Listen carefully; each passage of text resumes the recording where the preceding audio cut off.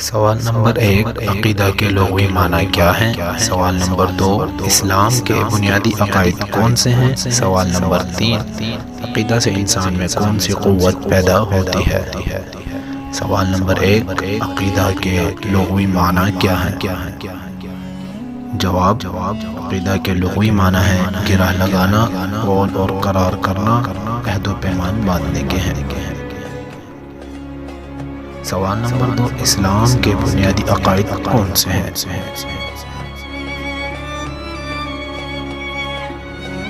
جواب، اسلام کے بنیادی عقائد 5 ہیں۔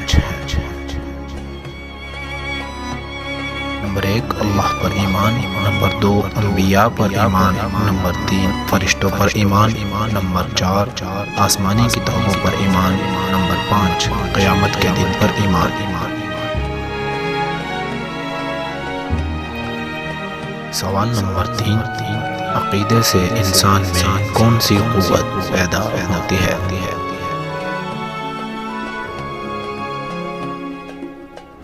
جواب، عقیدے سے انسان میں وہ قوت پیدا ہوتی ہے کہ وہ اپنے نصب العین کے لیے اپنا سب کچھ قربان کرنے کے لیے تیار ہو جاتا ہے۔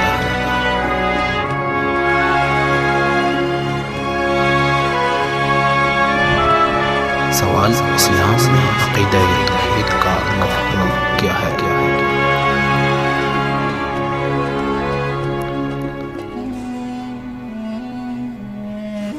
جواب، اللہ تعالیٰ کو اس کی ذات اور صفات میں یکتا ماننا اور اقرار کرنا کہ کسی طرح کوئی اور اس کے ساتھ شریک نہیں ہے۔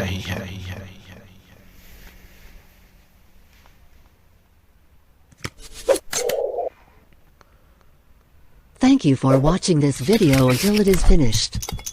If useful to you guys, please like and share this video. If you have any suggestions for us, leave a message in the comments field. Always support us by clicking the subscribe button, because it means a lot to us.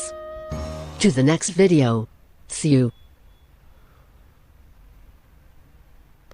جواب، قرآنی آیت، بسم اللہ الرحمن الرحیم، ان الشرک لظلم عظیم۔